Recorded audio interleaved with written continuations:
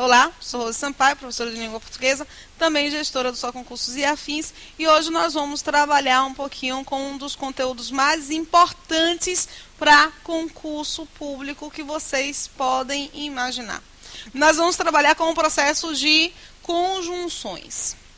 Antes de iniciarmos a resolução das questões com as quais nós vamos trabalhar hoje, porque é uma aula com resoluções de questões, eu vou dar para vocês algumas informações acerca do que é conjunção e do que é aqui, olha, preposição e qual é a diferença entre elas. Conjunções, elas vão conectar ideias, elas vão conectar orações. Na 7ª série, no ensino médio, vocês aprenderam que conjunções são aqueles elementos que conectam orações ou termos. E que preposições são aqueles elementos que conectam termos. Mas fica meio que uma ambiguidade no ar, não fica? Fica meio estranha essa definição, porque a definição parece que é tanto para uma quanto para outra. Quando nós falamos sobre as conjunções, na conexão, na junção, no estabelecimento de uma relação, olha, entre ideias e aqui uma relação entre termos. Eu estou me referindo a relações do tipo Sandra ou Nívia serão aprovadas. Bom, quando o verbo está no plural, este ou aqui indica que não há uma ideia de exclusão.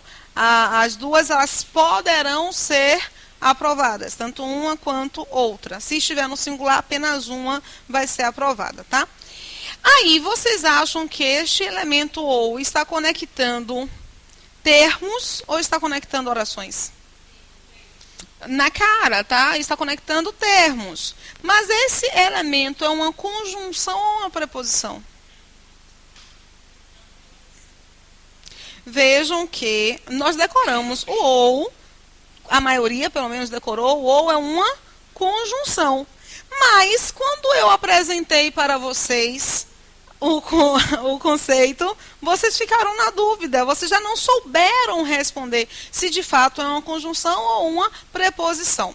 Vejam só, quando eu falo que a conjunção conecta ideias, eu estou dizendo que quando eu falo que Sandra ou Nívia serão aprovadas, eu estou dando aqui duas ideias. Eu estou passando duas informações acopladas a uma oração, porque eu só tenho um verbo. Eu estou indicando que Sandra será aprovada, Nívia será aprovada. Eu não tenho aí duas ideias? Eu tenho duas ideias. Eu tenho uma informação para cada um dos elementos. Quando, no entanto, eu apresento que Sandra de Nívia será aprovada. Eu estou dando aí duas ideias? Não, eu estou apresentando somente uma informação. Portanto, esse elemento de aqui não pode ser chamado de conjunção, tem que ser chamado de preposição, porque ele está conectando justamente termos. Vejam que na construção, lá na prova, eles gostam de trabalhar muito a ideia da comparação entre os termos. Eles pegam estruturas que graficamente são idênticas e perguntam para vocês se tem o mesmo comportamento morfossintático. Na construção, por exemplo,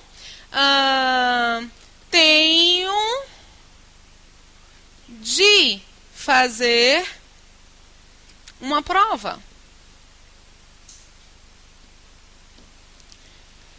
Tenho que fazer uma prova. Na norma culta de língua portuguesa, eu tenho duas construções. Norma culta, eu não estou falando sobre o nosso uso, tá? O que passou a ser aceitável perante a gramaticalização. Na norma culta, qual das duas estruturas vocês acham que é a mais adequada? A primeira ou a segunda? Quem acha que a primeira, levanta a mão. Quem acha que a segunda, levanta a mão. Quem não acha nada, que está fazendo aí verdadeiro ou falso, né? Reparem só. Isso aqui está conectando essas duas palavras, não está? Bem como isso aqui também está conectando duas palavras, ok? O de, nós sabemos qual é a classe gramatical do de? É uma preposição. Qual é a classe gramatical do que? Podem ser várias coisas. Pode ser várias coisas. O que? Pode ser conjunção, pronome relativo, partícula expletiva, pronome interrogativo. O que? Pode ser realmente muitos elementos. Aqui ele está se comportando como uma conjunção ou como um pronome relativo ou como uma preposição. Está se comportando como o quê? Vocês vão olhar e vão me dizer que o que é uma conjunção. Ou que o que é um pronome relativo. A palavra pronome. Pró significa para. Nome faz referência ao substantivo. O pronome é aquela estrutura, portanto, que se liga ou para acompanhar o substantivo ou para substituir o substantivo. Então, a relação do pronome só pode ser com um substantivo. Ele está se relacionando aqui com um verbo. Não está? Está. Quantas informações eu tenho aqui em cima? Eu tenho de fazer uma prova. Quantas informações eu encontro? Eu encontro apenas uma informação, que é a informação de fazer. Quantas informações eu tenho embaixo? Uma. Esse que pode ser identificado como uma conjunção? Conjunção liga ideias. E aqui ele está ligando duas palavras. Esse que está se comportando aqui como uma preposição. Mas a classificação do que é de preposição?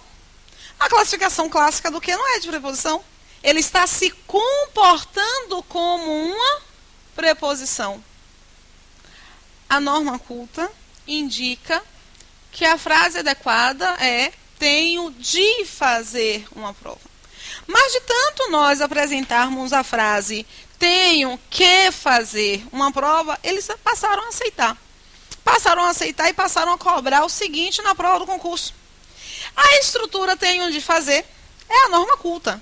No entanto, as pessoas utilizam eu tenho que fazer. A diferença está no aspecto semântico. O que é semântica? Está no significado. Para vocês, muda o significado? Muda o aspecto semântico? Muda ou não muda? A maioria vai dizer que não muda, mas muda.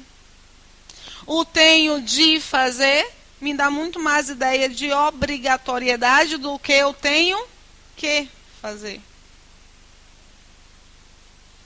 Então, quando você se impõe a realização de algo, você tem que dizer o quê? Eu tenho de fazer. Você tem de passar no concurso, porque é uma escolha não. Você está estudando para passar. Então, eu tenho de passar. Eu não tenho que passar. Então, o poder enfático do tenho de e do tenho que é meio que diferenciado aí nesse momento. Nós temos, pensando em conjunções, nós temos que identificar que as conjunções, elas introduzem valores semânticos ou elas introduzem funções sintáticas. Nós temos 3 classes gramaticais importantes, tá? Para pensarmos em conjunções. Nós temos o substantivo. Qual é o conceito de um substantivo? Para evitar o silêncio constrangedor, eu mesmo respondo. Substantivo é a palavra que dá nome aos seres, as coisas animadas ou inanimadas. Beleza? Bacana. Eu tenho o advérbio. E o que é um advérbio? O advérbio é aquela estrutura que modifica, que circunstancializa. Ele pode até restringir, Mas o advérbio, ele não completa. Qual é a única estrutura? Qual é a única classe gramatical que pode completar outra? O substantivo. O substantivo, que é a coisa animada ou inanimada, ele pode ocupar a posição de um complemento. O advérbio, que é uma circunstância, ele vai poder modificar ou determinar o verbo, um outro advérbio ou um adjetivo, ok? Mas eu falei sobre 3 classes gramaticais para percebermos a ideia de conjunção. A terceira não está exatamente relacionada à conjunção, não, que é o adjetivo. Este está relacionado ao pronome relativo, uma estrutura extremamente cobrada pelo concurso público. Para a conjunção, a gente vai fechar agora, principalmente nessas 2 relações, a relação do substantivo e a relação do advérbio. Conjunção, o que é conjunção mesmo? A conjunção, ela conecta 2 ideias. Sobretudo, ela vai conectar 2 orações. Beleza? Bacana. Essas 2 orações, elas vão se relacionar. Concordam comigo? Elas podem se relacionar estabelecendo uma dependência e elas podem se relacionar estabelecendo uma independência. É o que nós chamamos de relação coordenada e de relação subordinada.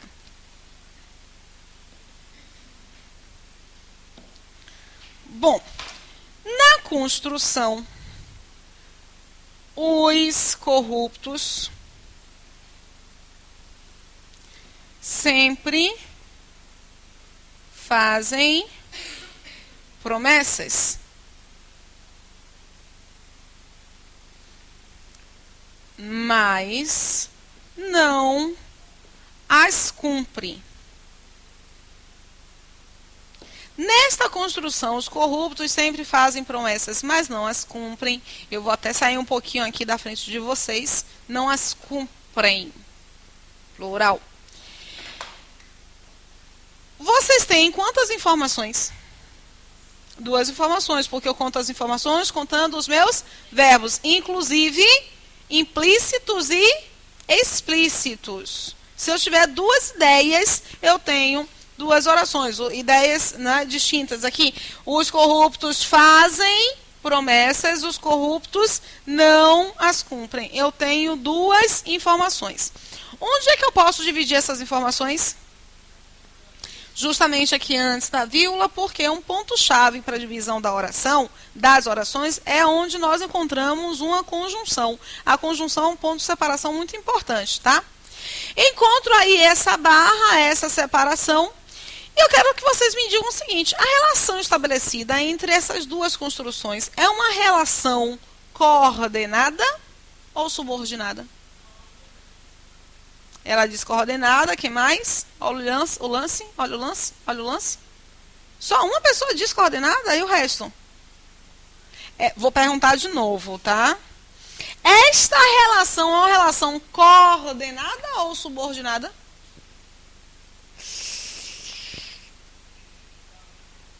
Bom, quem responde coordenada possivelmente pensou no seguinte: mas está na tabelinha das orações, das conjunções coordenadas. Então, é coordenada. Por qual motivo, no entanto, e aí eu pergunto para vocês, essa construção, ela é dependente ou independente da primeira? Independente? Tem certeza? Para eu saber não as cumpre, eu preciso saber quem não cumpre e o que não é cumprido. A diferença é a seguinte: numa relação coordenada, a minha dependência está somente, olha, é um dep de dependência, porque eu não vou conseguir escrever tudo, é uma dependência semântica. E uma independência sintática. Rose, não entendi. Na construção, os corruptos sempre fazem promessas. Eu tenho essa construção aqui e nós vamos analisar sintaticamente o que nós encontramos nesta construção. Sintaticamente, eu tenho duas estruturas que são importantes. A primeira estrutura é a informação que eu quero passar. Informação eu chamo de predicado. Lembram disso? Toda informação eu vou chamar de predicado. Qual é o predicado de os corruptos sempre fazem promessas? Sempre fazem promessas. Eu tenho aqui o meu predicado, a minha informação. Este predicado, ele apresenta aqui para mim um verbo. Esse verbo é importante para a minha informação? Importantíssimo. Ele é o eixo da minha informação. Então, eu tenho um verbo aqui. O sempre, ele é um modificador, porque ele dá uma ideia de tempo, não é? Então, sempre é um advérbio, eu vou chamar de adjunto adverbial.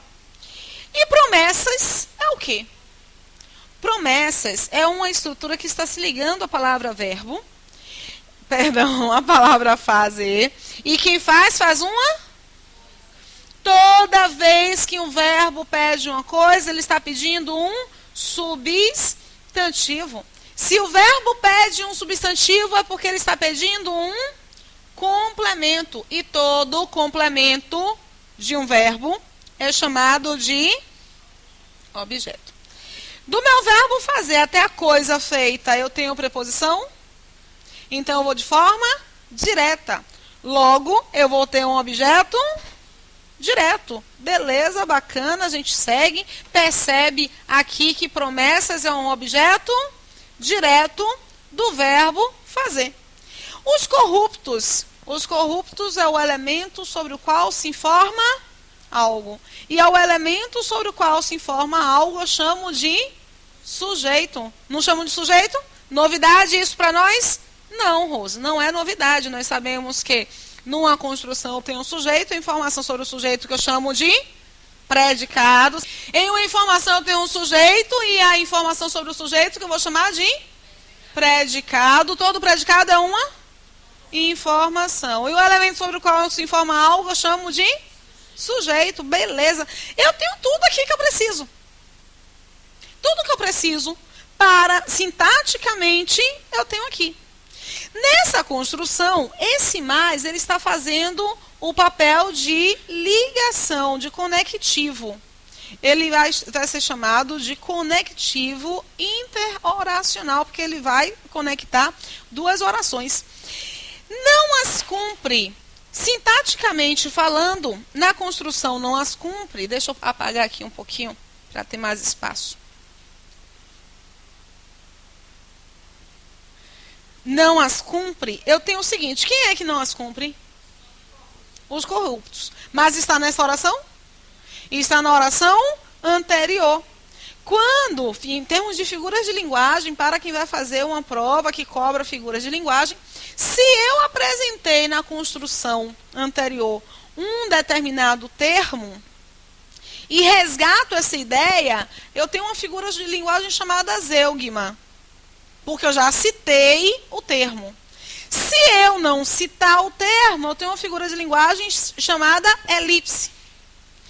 Só que na parte sintática, toda vez que eu resgato uma ideia, não cito essa ideia, eu digo que o meu sujeito é um sujeito elíptico, porque houve uma elipse. O que é isso, portanto? Supressão de um termo. Eu sei que o sujeito é o termo corruptos, mas corruptos já é sujeito dessa construção aqui. Estou errada? Pode ser sujeito também dessa? Não. Ele vai ser o termo resgatado por um pronome. Eles. Eles é um termo que está escrito, mas pode ser facilmente identificado. Lá na prova eles podem perguntar, o sujeito de cumprir é o mesmo sujeito de fazer? Não. O sujeito de fazer é um sujeito simples. O sujeito de cumprir é o sujeito oculto, elíptico, também chamado de desinencial. É o mesmo tipo de sujeito? Não. É porque eu perguntei se era o mesmo sujeito, né? É o mesmo tipo de sujeito? Não é. São tipos de sujeitos diferentes.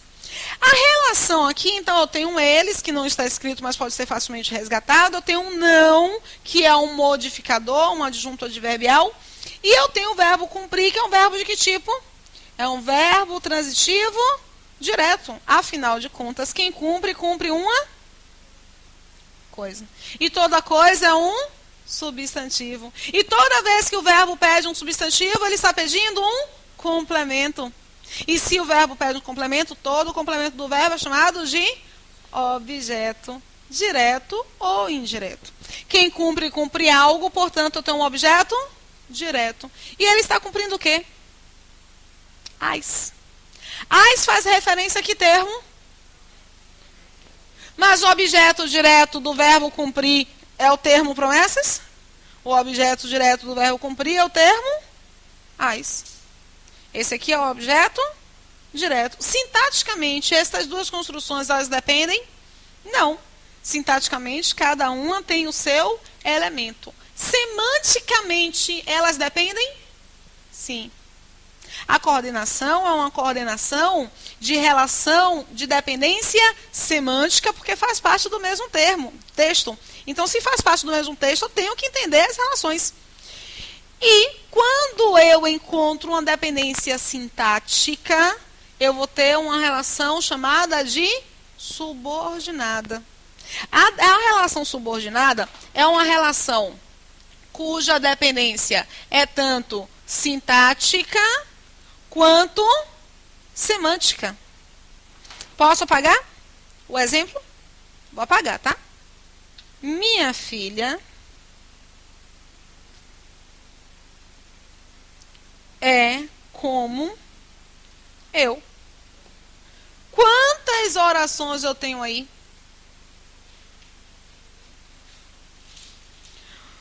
Vocês, infelizmente, se acostumaram a procurar a oração identificando justamente a quantidade de verbos que vocês visualizam. E as orações, cada oração é uma informação. Cada oração tem um predicado, implícito ou explícito. Então, vocês vão ter que analisar se eu tenho mais de uma oração. Na construção aqui, minha filha é como eu tenho minha filha é como eu sou. Quantas orações eu tenho? 2. Esse termo é um termo implícito, é um verbo implícito. É uma oração que não está explícita na construção, mas pelo contexto nós